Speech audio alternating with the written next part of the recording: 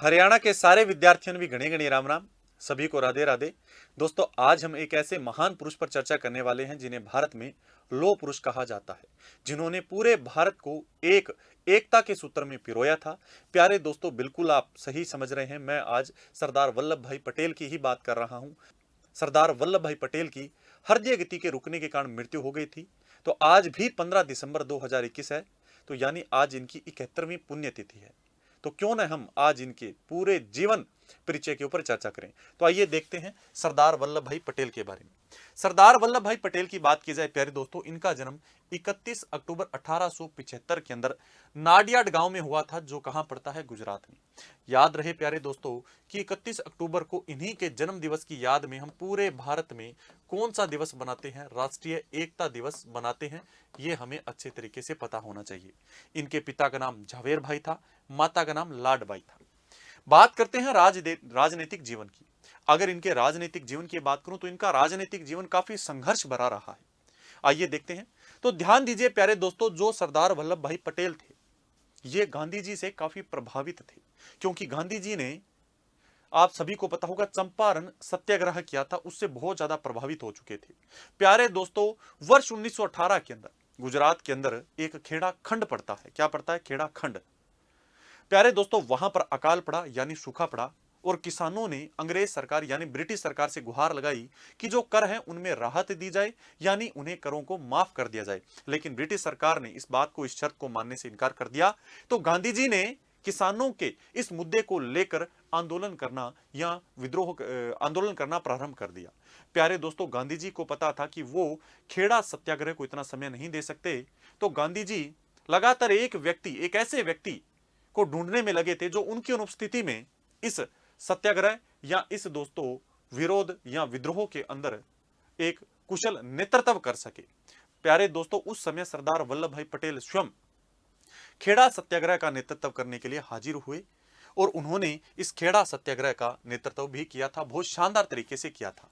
और लगातार उन्हीं के प्यारे दोस्तों प्रयासों से ब्रिटिश सरकार ने राजस्व की वसूली पर रोक लगा दी, और अंत में वर्ष 1919 में यह संघर्ष खत्म हो गया। खेड़ा सत्याग्रह 1919 में समाप्त भी हो गया था। खेड़ा सत्याग्रह से ही सरदार पटेल राष्ट्रीय नायक के रूप में उभर कर आए थे, क्योंकि प्यारे दोस्तों यह पहला सत्याग्रह था जिसके अंदर सरदार वल्लभ भाई पटेल ने बढ़ चढ़कर हिस्सा लिया था। सरदार पटेल ने गांधी जी के असहयोग आंदोलन का भी समर्थन किया था, और कांग्रेस के अध्यक्ष के रूप में अहमदाबाद में ब्रिटिश सामान के बहिष्कार के आयोजन में भी मदद की थी। तो ये हमने बात की है असहयोग आंदोलन, खेड़ा सत्याग्रह के बारे में। आइए आगे बढ़ते हैं। बारदोली सत्याग्रह। प्यारे दोस्तों, वर्ष 1928 की बात है। गुजरात के अंदर एक स्थान पड़ता है बारदोली। यहां पर क्या हुआ, बाढ़ और अकाल के कारण प्यारे दोस्तों जो किसान थे वो काफी पीड़ित थे। इस संकट की घड़ी में ब्रिटिश सरकार ने राजस्व करों के अंदर कितने की वृद्धि कर दी? 30% वृद्धि कर दी। सरदार पटेल किसानों के समर्थन में उतरे और गवर्नरों से करों को कम करने की गुहार लगाई, लेकिन गवर्नर ने प्यारे क्या कर दिया दोस्तों, गवर्नर ने इनकार कर दिया। तो सरदार पटेल ने सभी किसानों को इकट्ठा किया और कहा कि कर की एक भी पाई कोई भी कर के रूप में जमा नहीं करवाएगा। अतः ब्रिटिश सरकार को वल्लभ भाई पटेल के सामने झुकना पड़ा, और इस कुशल नेतृत्व के कारण प्यारे दोस्तों वल्लभ भाई पटेल को कौन सी उपाधि दी गई थी? सरदार की उपाधि दी गई थी। परीक्षा के अंदर बहुत बार यह प्रश्न पूछ लिया गया है कि सरदार की उपाधि सरदार वल्लभ भाई पटेल को किस सत्याग्रह में दी गई? बारदोली सत्याग्रह के अंदर दी गई। किस वर्ष दी गई? वर्ष 1928 में दी गई थी। बारदोली सत्याग्रह के अंदर कितने प्रतिशत राजस्व करों के अंदर वृद्धि की गई? 30% वृद्धि की गई थी। यह परीक्षा के अंदर प्रश्न पूछ भी लिए गए हैं। आइए अगला देखते हैं। नमक सत्याग्रह। वर्ष 1930 में नमक सत्याग्रह के दौरान इन्हें गिरफ्तार कर लिया गया था और प्यारे दोस्तों कारावास में डाल दिया। लेकिन जैसे ही कारावास में डाला तो याद रखिएगा, ध्यान दीजिएगा, गुजरात के अंदर यह आंदोलन और अधिक तीव्र हो गया। इसके कारण प्यारे दोस्तों सरदार पटेल को रिहा भी कर दिया गया। वर्ष 1931 में आप सभी को पता होगा कराची के अंदर अधिवेशन हुआ था, और इस अधिवेशन के अंदर प्यारे दोस्तों ये अध्यक्ष भी चुने गए थे। कांग्रेस का अधिवेशन था। महात्मा गांधी ने इन्हें लौह पुरुष की उपाधि भी दी थी। कौन से पुरुष की? लौह पुरुष। तो परीक्षा में प्रश्न आज तक पूछे जाते हैं कि सरदार वल्लभ भाई पटेल को लौह पुरुष की उपाधि किसके द्वारा दी गई? तो ध्यान दीजिए, महात्मा गांधी के द्वारा दी गई थी। दूसरी बात, इन्हें सरदार की उपाधि महिलाओं के द्वारा किस वर्ष दी गई? 1928 में बारदोली सत्याग्रह के अंदर दी गई थी। आइए बात करते हैं भारत छोड़ो आंदोलन की। भारत छोड़ो आंदोलन सभी आप जानते हैं अगस्त 1942 में प्रारंभ हुआ था, कांग्रेस के द्वारा शुरू किया गया था। इसमें सरदार पटेल के सहित जो कांग्रेस के बड़े से बड़े नेता थे, वरिष्ठ नेता थे, उन्हें प्यारे दोस्तों सभी को कारावास में डाल दिया गया था और 3 साल बाद उन्हें रिहा किया गया था। कितने वर्ष बाद? ध्यान दीजिएगा, 3 वर्ष बाद उन्हें रिहा किया गया था। यह आपको अच्छे तरीके से पता होना चाहिए। आगे बढ़ते हैं। सरदार पटेल उप प्रधानमंत्री के रूप में, प्यारे दोस्तों 15 अगस्त 1947 को भारत आजाद हुआ था, भारत को स्वतंत्रता की प्राप्ति हुई थी। तो स्वतंत्रता प्राप्ति के पश्चात जवाहरलाल नेहरू भारत के प्रथम प्रधानमंत्री बने थे, जबकि जो सरदार पटेल हैं वो भारत के प्रथम उप प्रधानमंत्री बने थे। ये उप प्रधानमंत्री होने के साथ साथ इनके पास गृह मंत्रालय, सूचना एवं प्रसारण मंत्रालय और राज्यों के मंत्रालय भी थे। मतलब ये उप प्रधानमंत्री तो थे ही, इनके पास और भी प्रभार थे, जैसे गृह मंत्रालय, सूचना एवं प्रसारण मंत्रालय या राज्यों के मंत्रालयों के प्रभार इन्हीं के पास है। इन सबसे बढ़कर सरदार पटेल क्यों भारत में याद किए जाते हैं? ये सबसे ज्यादा प्रसिद्ध क्यों हुए भारत में? क्योंकि भारत में उस समय बहुत ज्यादा रियासतें थी, उन सभी को एक करके इस अखंड भारत के निर्माण जो किया है उसमें सबसे बड़ा योगदान इन्हीं का रहा है। 5 जुलाई 1947 को सरदार पटेल ने रियासतों के प्रति जो नीति थी उसको बिल्कुल स्पष्ट कर दिया था और कहा था कि रियासतों को 3 विषयों, सुरक्षा, विदेश तथा संचार व्यवस्था के आधार पर भारतीय संघ में शामिल किया जाएगा। मतलब जितने भी रियासतें थी उन्हें कितने आधार पर भारत में शामिल किया जाएगा? 3। वो 3 कौन सी है? सुरक्षा, विदेश और संचार व्यवस्था के आधार पर। तो यह सरदार वल्लभ भाई पटेल का सबसे बड़ा योगदान रहा है।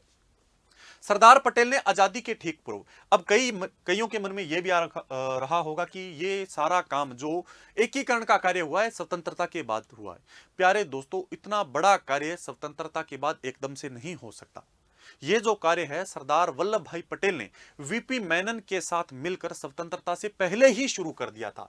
लिखा भी हुआ है, सरदार पटेल ने आजादी के ठीक पहले वीपी मेनन के साथ मिलकर कई देशी राज्यों को भारत में मिलाने के लिए कार्य आरंभ भी कर दिया था। 15 अगस्त 1947 तक हैदराबाद, कश्मीर और जूनागढ़ को छोड़कर शेष भारतीय रियासतें भारतीय संघ में शामिल हो चुकी थी। भारतीय इतिहास की एक बहुत बड़ी उपलब्धि थी। प्यारे दोस्तों, 3 रियासतें को छोड़कर शेष जितनी भी रियासतें थी वो भारत में शामिल हो चुकी थी, जो एक बहुत बड़ी उपलब्धि थी। किसकी? सरदार वल्लभ भाई पटेल की। सबसे ज्यादा प्रसिद्ध इसी बात के कारण सरदार वल्लभ भाई पटेल हुए हैं। अगला देखिएगा, अब 3 रियासतें हैं, हैदराबाद, कश्मीर और जूनागढ़। आइए बात करते हैं हैदराबाद, कश्मीर, जूनागढ़ की। प्यारे दोस्तों, हैदराबाद की बात की जाए, सभी जानते हैं अपोलो ऑपरेशन के माध्यम से हमने हैदराबाद को अंदर अपने मिलाया है। जूनागढ़ की बात करें, गुजरात में पड़ता है और जूनागढ़ को हमने जनमत संग्रह के द्वारा मिलाया है। और जम्मू कश्मीर को हमने, प्यारे दोस्तों आप सभी को पता है, विल्य पत्र पर राजा हरि सिंह ने हस्ताक्षर किए थे, उसके माध्यम से हमने जम्मू कश्मीर को भारत में मिलाया है। लेकिन आज भी जम्मू कश्मीर के अंदर काफी विवाद है। आप सभी जानते हैं पीओके बन गया, या बात करें प्यारे दोस्तों आप सभी जानते हैं जैसे एलओसी पीओके को अलग करती है, तो एलओसी जम्मू कश्मीर के अंदर एलएसी मतलब जम्मू कश्मीर के कुछ भाग पर चीन का भी कब्जा है। तो ये सिस्टम क्या रहा है, जम्मू कश्मीर को हम पूर्ण रूप से किस प्रकार हम मिला पाए थे या नहीं मिला पाए थे, उसके ऊपर चर्चा करते हैं। सरदार वल्लभ भाई पटेल की क्या सोच रखी थी वल्लभ भाई पटेल ने इस बात पर? देखिएगा, कश्मीर एवं हैदराबाद की समस्या। हैदराबाद रियासत के संबंध में सरदार पटेल समझौते के लिए तैयार नहीं थे। मतलब हैदराबाद रियासत के साथ समझौता नहीं करना चाहते थे। वो कहते थे अगर ये रियासत भारत में नहीं मिलना चाहती तो सैनिक कार्रवाई के माध्यम से हम इसे भारत में मिला लेंगे, और समझौते के लिए तैयार नहीं थे। लेकिन लॉर्ड माउंटबेटन के बार बार समझाने और बार बार आग्रह करने पर 20 नवंबर 1947 को निजाम द्वारा बाह्य मामले, भारत रक्षा और संचार मंत्रालय भारत सरकार को सौंपे जाने की बात पर सहमत हुए। कहने का मतलब है कि बार बार आग्रह किया लॉर्ड माउंटबेटन ने, तब सरदार वल्लभ भाई पटेल तैयार हो गए और निजाम के साथ समझौता किया। निजाम ने समझौता क्या किया? निजाम कहता है कि मैं बाह्य मामले, भारत रक्षा और संचार मंत्रालय, ये सारे मामले भारत सरकार को सौंप दूंगा, बाकी जो भी निर्णय होंगे उनको लेने में स्वतंत्र रहूंगा।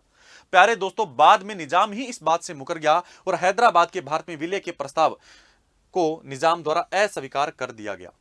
इस पर सैनिक अभियान का नेतृत्व के लिए सरदार वल्लभ भाई पटेल ने जनरल जे एन चौधरी को नियुक्त करते हुए कहा कि यथाशीघ्र कार्यवाही को पूरा कर दिया जाए। मतलब कि हमने JN चौधरी को यहां पर अपोलो ऑपरेशन के लिए चुना, नेतृत्व इनको दिया और बाद में सैनिक कार्यवाही मतलब अपोलो ऑपरेशन के द्वारा हमने हैदराबाद को अपने अंदर मिलाया था। एक बार सरदार पटेल HV कामठ के साथ बातचीत कर रहे थे, तब उन्होंने स्वयं ने ही एक बात कही थी, यदि जवाहरलाल नेहरू और गोपाला स्वामी अयंगर कश्मीर मुद्दे पर हस्तक्षेप न करते और उसे गृह मंत्रालय से अलग न करते तो मैं हैदराबाद की तरह ही इस मुद्दे को भी आसानी से देश हित में सुलझा लेता। सरदार वल्लभ भाई पटेल ने भी कहा है कि अगर जवाहरलाल नेहरू और गोपाला स्वामी अयंगर मेरे बीच में नहीं आते, मुझसे ये कार्य नहीं छीनते, तो प्यारे दोस्तों ये जम्मू कश्मीर भी आज बिल्कुल आराम से पूरे भारत में विलय था। आज भी है, लेकिन काफी विवाद है, लेकिन वो विवाद नहीं रहते, बिल्कुल शांति से आराम से मिल जाता। सरदार वल्लभ भाई पटेल ने स्वयं ने ये बात बोली है।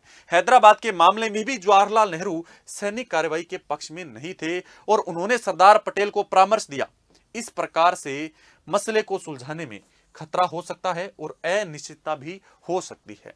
आइए आगे देखते हैं। अब बात करते हैं सरदार वल्लभ भाई पटेल के निधन पर। सरदार पटेल का निधन 15 दिसंबर 1950 को हृदय गति के रुकने के कारण हुआ है और आज भी 15 दिसंबर है। आज इनकी 71वीं पुण्यतिथि है। नोट में देखिएगा 31 अक्टूबर को लौह पुरुष सरदार वल्लभ भाई पटेल का जन्म दिवस। प्यारे दोस्तों ध्यान दीजिएगा, यहां पर मैंने इनकी पुण्यतिथि की बात की है। यहां पर 31 अक्टूबर जो मैंने शुरुआत में ही आपको बता दिया था, इनके जन्म दिवस को एकता दिवस के रूप में मनाया जाता है 31 अक्टूबर को। आइए देखते हैं आगे। आगे लिखा है सम्मान और पुरस्कार। प्यारे दोस्तों इन्होंने भारत के लिए बहुत बड़ा कार्य किया, इन्होंने अपने जीवन को पूरा का पूरा भारत के लिए समर्पित किया। देखिएगा देश के प्रति उनकी सेवाओं को ध्यान में रखते हुए सरदार पटेल को 1991 में भारत रत्न, जो भारत का सबसे बड़ा पुरस्कार है, उससे इन्हें सम्मानित किया गया था। अहमदाबाद के अंदर जो हवाई अड्डा है उसका नाम भी सरदार वल्लभ भाई पटेल के नाम पर किया गया है।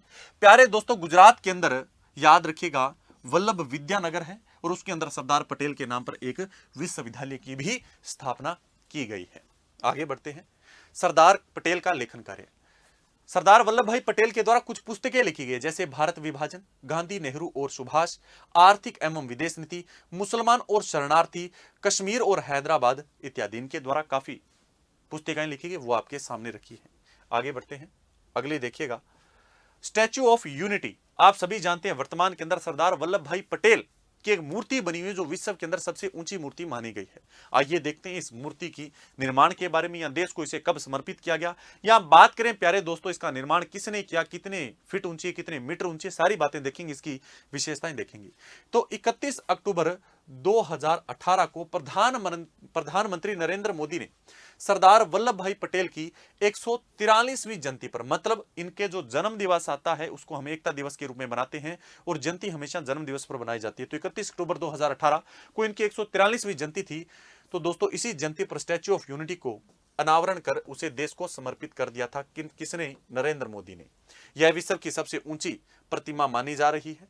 गुजरात के वडोदरा के पास, कहां पर? गुजरात के वडोदरा के पास एक जिला है जिसे नर्मदा जिला कहा गया है। इस नर्मदा जिला के अंदर सरदार सरोवर बांध भी है और इसी बांध के निकट प्यारे दोस्तों एक द्वीप है जिसका नाम क्या है? साधु बेट नामक नदी द्वीप है और इसी द्वीप के ऊपर 182 मीटर ऊंची यह मूर्ति बनी हुई है, यह प्रतिमा बनी हुई है। मात्र 33 महीने में बनकर तैयार हो गई थी प्यारे दोस्तों। कितने महीने? मात्र 33 महीने में बनकर तैयार हो गई। यह किन किन से ऊंची है? तो प्यारे दोस्तों चीन के केंद्रीय हैनान प्रांत में स्थित स्प्रिंग टेंपल की अगर बात करूं तो 11 साल में उसका निर्माण हुआ था। 153 मीटर ऊंची है, जबकि 33 महीने में हमने तैयार कर दी 182 मीटर ऊंची प्रतिमा का नाम। अगर बात करें तो ध्यान दीजिएगा न्यूयॉर्क के अंदर भी प्यारे दोस्तों एक स्टैच्यू ऑफ लिबर्टी है जिसकी ऊंचाई 93 मीटर है। इससे भी हम 2 गुना ऊंचाई वाली मूर्ति हमने भारत के अंदर बनाई है। इस मूर्ति का डिजाइन मूर्तिकार कौन रहे हैं? राम वनजी सुथार रहे हैं। मतलब इस मूर्ति का जो डिजाइन है, इसका जो नक्शा है वो किसने तैयार किया? राम वनजी सुथार ने तैयार किया है। प्रतिमा का निर्माण भारत की किन कंपनियों ने किया? तो प्रतिमा का निर्माण भारत की लार्सन टुब्रो कंपनी तथा राज्य संचालित सरदार सरोवर नर्मदा निगम लिमिटेड के द्वारा इसका निर्माण किया गया है। इसके निर्माण के लिए गुजरात सरकार ने सरदार वल्लभ भाई पटेल राष्ट्रीय एकता ट्रस्ट का भी गठन किया था। आइए बात करते हैं इस मूर्ति की विशेषताओं की। इस स्टैच्यू में लिफ्ट की व्यवस्था भी की गई है। बहुत ही शानदार लिफ्ट की व्यवस्था क्यों की गई? जिससे पर्यटक प्रतिमा के हृदय स्थल तक जा सकेंगे। अगर आपने इस मूर्ति को गौर से देखा है प्यारे दोस्तों, तो आपने देखा होगा हृदय हमारे यहां पर होता है तो मूर्ति काफी बड़ी है। तो लिफ्ट लगी हुई है इनके पैरों के अंदर, वहां से लिफ्ट जाती है और वहां पर एक होल बना हुआ, मतलब ये जो हृदय है यहां पर एक होल बना हुआ है मूर्ति के अंदर।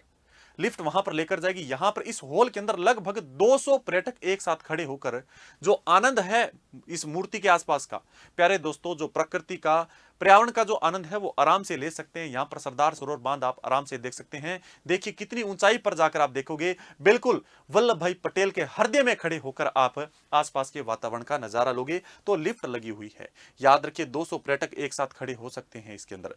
यह स्टेचू 180 किलोमीटर के प्रति घंटे की रफ्तार से चलने वाली हवा में भी स्थिर खड़ा रहेगा। मतलब लगभग अगर मैं बात करूं 180 किलोमीटर लिखा, 200 तक आ जाएगा तो भी कुछ नहीं होगा। और बाकी ऐसे व्यक्ति के जो हौसले जज्बात होते हैं उनके आगे तो कितने ही टाइफून चक्रवात जो भी होते, कुछ भी आ जाए तो उनके सामने इनके हौसले परास्त नहीं होते। और याद रखिए 6.4 तीव्रता के भूकंप को सहने में भी यह मूर्ति सक्षम है। इस प्रतिमा के अंदर सरदार वल्लभ भाई पटेल का म्यूजियम भी तैयार किया गया है, जिसमें सरदार पटेल की स्मृति से जुड़ी कई चीजें भी रखी गई है। तो आज हमने बात की है सरदार वल्लभ भाई पटेल के बारे में 71वीं पुण्यतिथि के ऊपर। प्यारे दोस्तों, हमने प्रारंभिक जीवन भी देखा, हमने राजनीतिक जीवन भी देखा, इसके अलावा इनका जो भारत के अंदर उप प्रधानमंत्री के रूप में रहे हैं, या भारत का जो एकीकरण किया है, या प्यारे दोस्तों इनका क्या क्या योगदान रहा, वो सारी बातें की हमने। प्यारे दोस्तों स्टैच्यू ऑफ यूनिटी के बारे में बात की, इनके निधन के बारे में भी बात की थी। तो ये इनकी सारी बातें थी, ये आपको पसंद आई होगी। तो आप सभी विद्यार्थियों का बहुत बहुत धन्यवाद।